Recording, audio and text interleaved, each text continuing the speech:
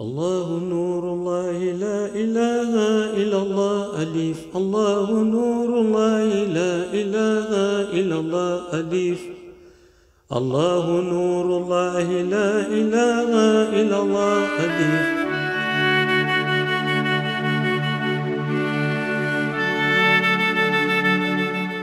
L'imam al-Mahdi, l'histoire réelle.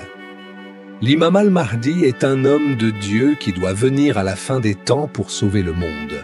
Le prophète, quand on lui a demandé quand est-ce que viendra l'imam al-Mahdi, il avait prédit: lorsque la corruption s'implantera massivement jusqu'à s'infiltrer dans le commerce, dans les services, les entreprises, jusqu'au plus haut sommet dont vous ne penseriez, sachez qu'à ce moment, Dieu va bientôt révéler Al-Mahdi. Lorsque vous vivrez jusqu'à l'époque où l'injustice prendra la place de la justice et quand elle se généralisera, sachez qu'à ce moment, Dieu va bientôt révéler Al-Mahdi. Lorsque les musulmans seront persécutés et les innocents tués sans qu'ils ne connaissent vraiment la raison, sachez que Dieu va bientôt révéler Al-Mahdi. Lorsque le monde sera troublé, jusqu'à ce que le musulman ne trouve plus un endroit pour adorer paisiblement Dieu, sachez alors que Dieu va bientôt révéler Imam al-Mahdi. Si on analyse ces paroles du prophète, on saura que l'imam al-Mahdi est un personnage clé dans l'histoire sainte. Un jour, le prophète était assis avec les compagnons et il leur disait que l'imam al-Mahdi est un homme qui viendra à la fin des temps pour conduire une mission que lui confiera le Seigneur. Son nom sera comme le mien, Muhammad, mais également son père biologique aura un nom similaire à celui de mon père, Abdallah. Sur les mêmes indications, le prophète disait également qu'il sera un de mes descendants. Son statut de shérif est donc authentique. Mais ces paroles veulent dire que l'un des descendants du prophète engendrera Al-Mahdi côté lumière et il sera son père spirituel. Car dans le domaine de la shérifia, il y a les descendants de lumière différents des descendants de sang. Être un descendant du prophète côté lumière est beaucoup plus difficile que de faire partie de ces descendants de sang. Avoir un lien avec le prophète côté lumière personnelle jusqu'à être un shérif est beaucoup plus rare que de partager avec lui une filiation sanguine. Imam al-Mahdi sera donc un descendant du prophète, mais un shérif côté lumière. Le prophète disait également que si vous regardez sur le côté gauche de son visage, près de son œil gauche, il y a une cicatrice ressemblant à une feuille de myrte. Le prophète dira que, sur son épaule gauche aussi, il y a une marque identique au tampon du sceau de la prophétie qui est sur moi. En plus de toutes ces descriptions prophétiques, Sayyidina Alioun Abu Talib a un jour observé ses deux jumeaux que sont Hassan et Hussein, les fils de la noble Sayyidatuna Fatima. Il dira: « Mon fils Hassan, que voici fait partie des Salihin, car il arrivera une époque où vivra quelqu'un dont la filiation te mènera vers lui. Quand cet homme naîtra, il aura la peau noire. » C'est Alioun Abu Talib qui a dit ceci. Il a dit qu'il sera un noir africain, et si tu l'évalues, tu verras qu'il ressemblera au prophète physiquement, mais il aura également ses nobles comportements.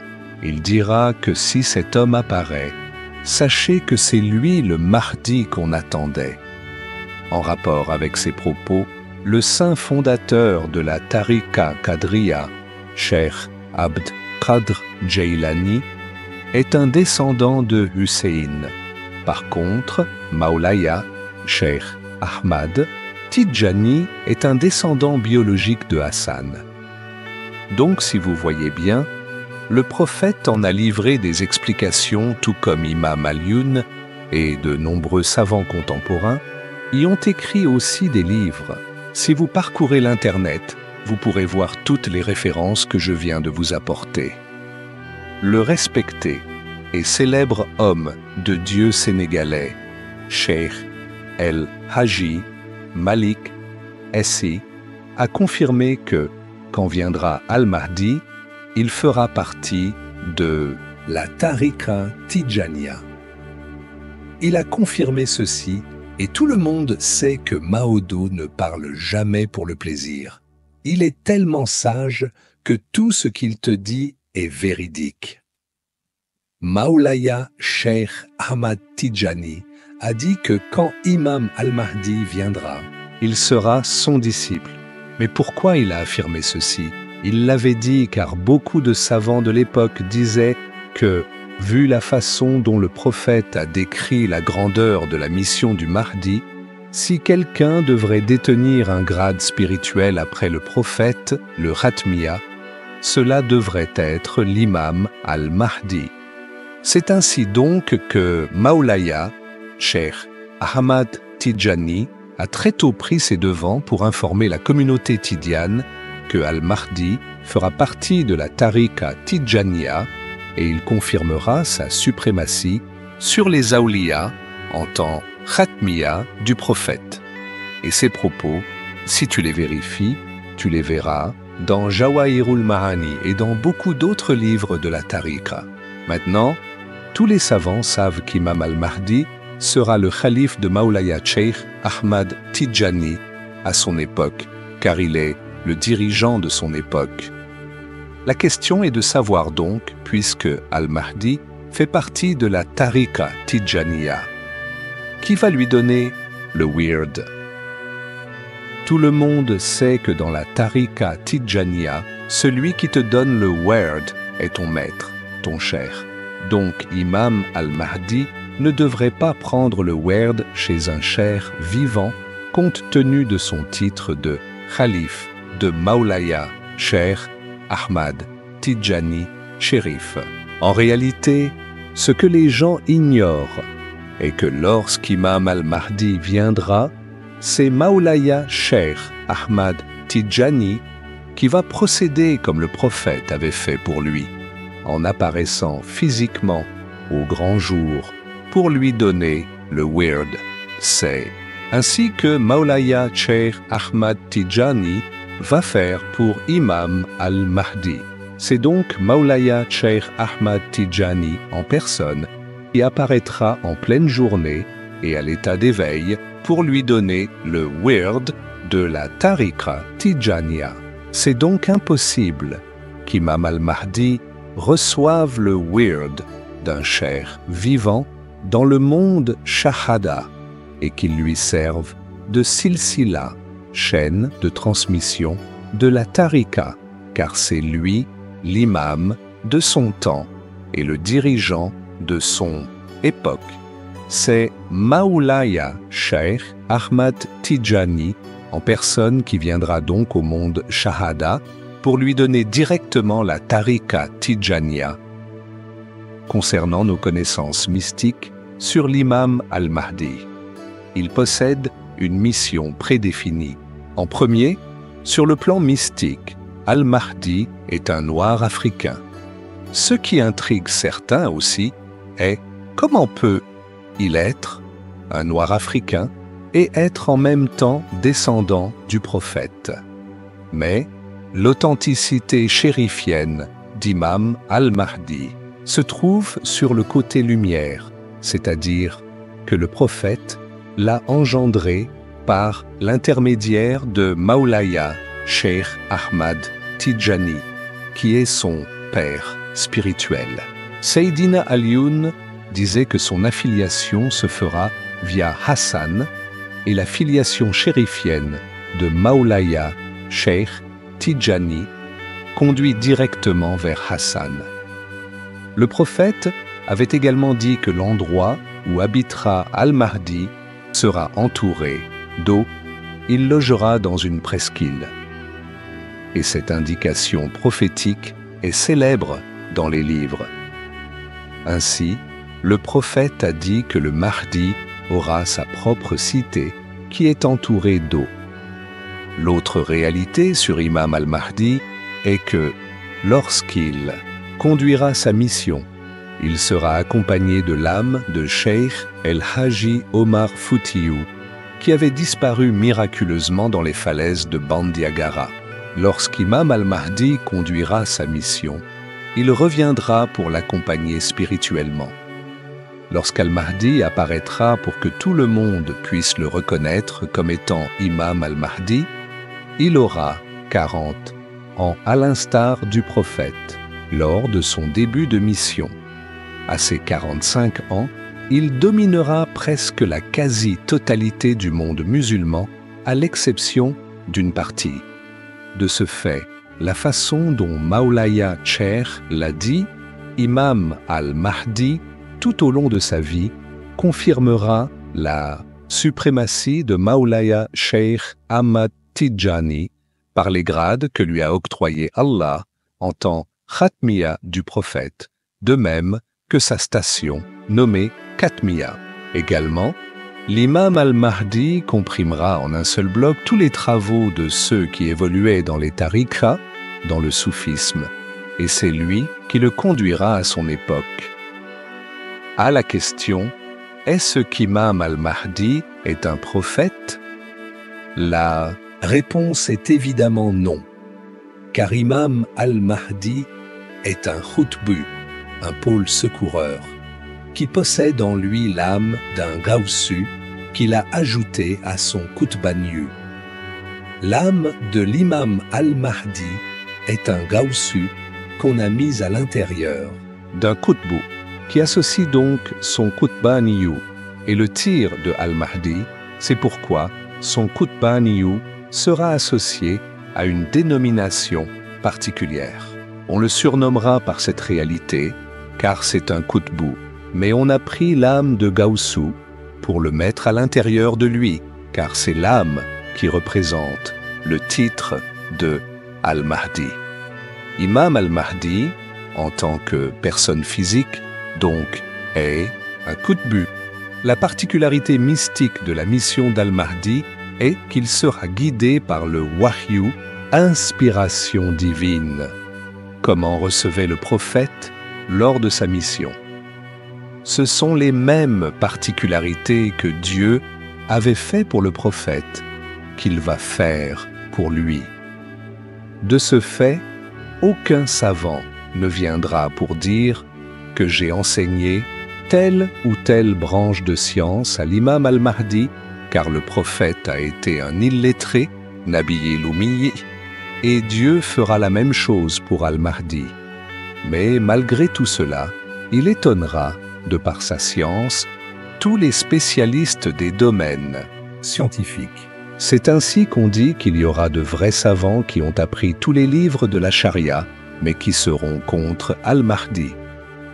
Lorsqu'on a posé au prophète le pourquoi de ceci, il dira que al-Mahdi détient une science particulière, et c'est parce que Dieu a pris les codes inconnus de la charia que la quasi-totalité des musulmans ignorent qu'il a conféré à al-Mahdi.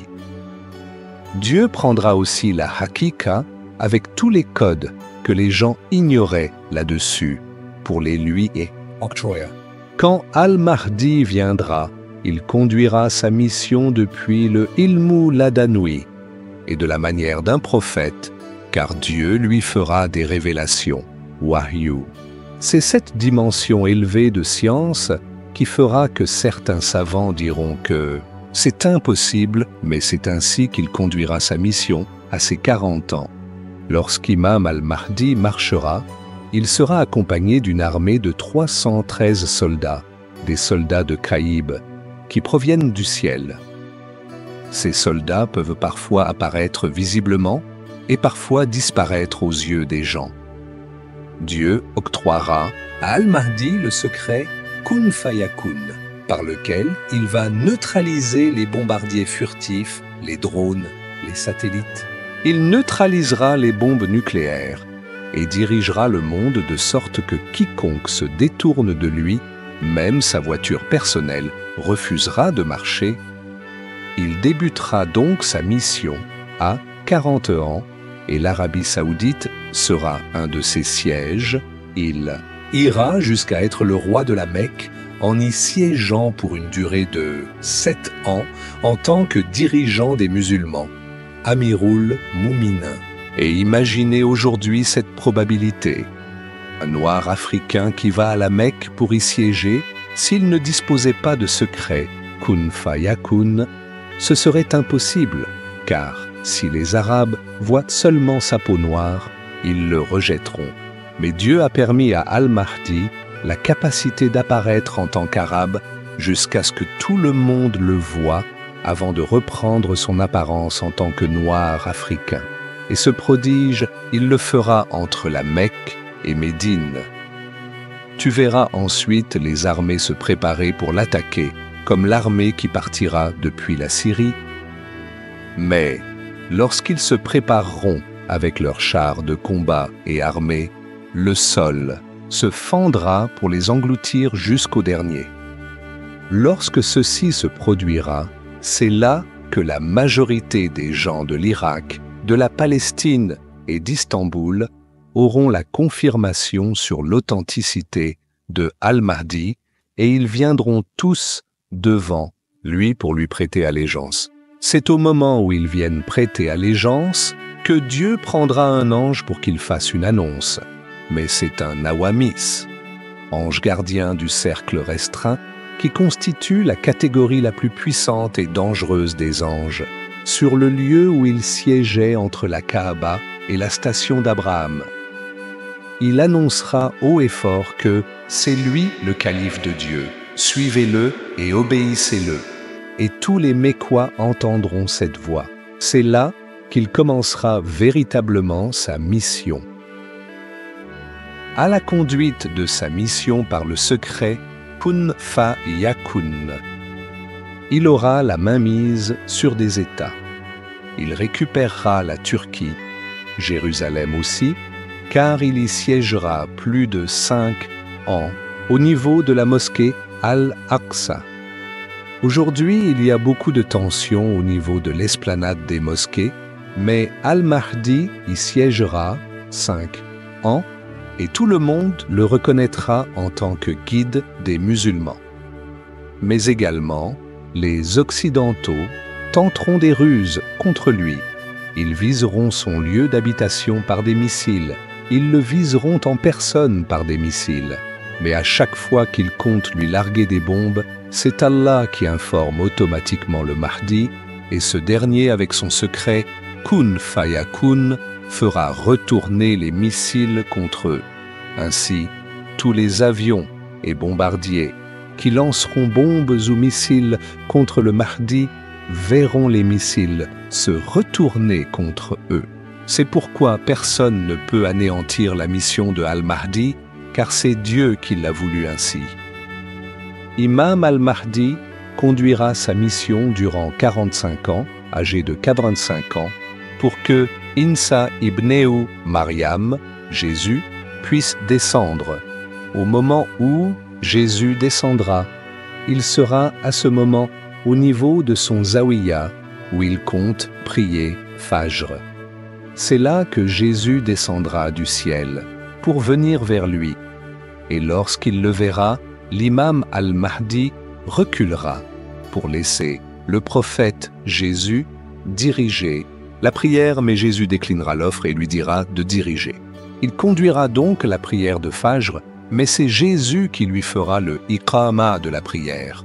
Quand il finira la prière, Al-Mahdi et son assemblée commenceront leur wazifa du matin, mais Jésus commencera automatiquement sa mission en parcourant les églises. C'est pourquoi Jésus vivra 9 ans après sa descente sur terre. Quant à Al-Mahdi, il vivra 7 ans après la venue de Jésus. En effet, les références du monde Ghaïb en matière de décompte sont particulières, car selon Ghaïb, Jésus, lorsqu'il descendra, il aura 40 jours sur terre. C'est cela qui est mentionné sur leur tableau. Mais si on reprend ces 40 jours sur une autre règle de calcul du ciel, car Dieu dispose de plusieurs règles de calcul. Par exemple, Un jour auprès de ton Seigneur équivaut à 1000 ans de ce vous compter. Sourate 22, verset 47. Parfois, il peut prendre d'autres règles, mais si on calcule vraiment ces 40 jours sur la référence utilisée par Dieu, cela équivaut à une durée de 9 ans sur notre temps terrestre. Au terme de ces 9 ans, il mourra d'une mort naturelle, car il y en a qui disent qu'il sera tué, etc. Mais il quittera le monde d'une mort naturelle, tout comme Imam al-Mahdi, qui quittera, lui aussi, le monde d'une mort naturelle. Ainsi, lorsqu'Imam al-Mahdi mourra, Jésus restera 2 années dans le monde, et à sa mort surviendra le début de l'Apocalypse. À la lumière de ceci, Imam al-Mahdi est quelqu'un qui dominera le monde, et de ce fait, le prophète a dit que quiconque se réclame Imam al-Mahdi se dément lui-même, car al-Mahdi n'est pas un titre qu'on revendique, mais plutôt on doit le prouver. Personne ne peut se réclamer être al-Mahdi, car Imam al-Mahdi sera connu de tous, il conduira une mission universelle. Les musulmans d'Irak, de Pakistan, d'Indonésie, du Sénégal, de Ghana, de Burkina, du Bénin, du Mali, tous les musulmans le suivront et il régnera dans le monde. La façon dont il régnera se fera par le secret que lui a donné Allah, Kun Fayakun, et c'est pourquoi tous les pays qu'il récupérera, il le fera par un prodige, comme l'exemple de la Turquie où il fera un miracle jamais vu à Istanbul. Tout le monde le suivra. Il dominera le monde et sa mission commencera à ses 40 ans. Quand il régnera, toutes les télévisions du monde seront braquées vers lui et ses discours seront transmis partout dans le monde. Al-Mahdi est un calife élu par Dieu donc. Ce n'est pas un imam d'un quartier ou d'une ville.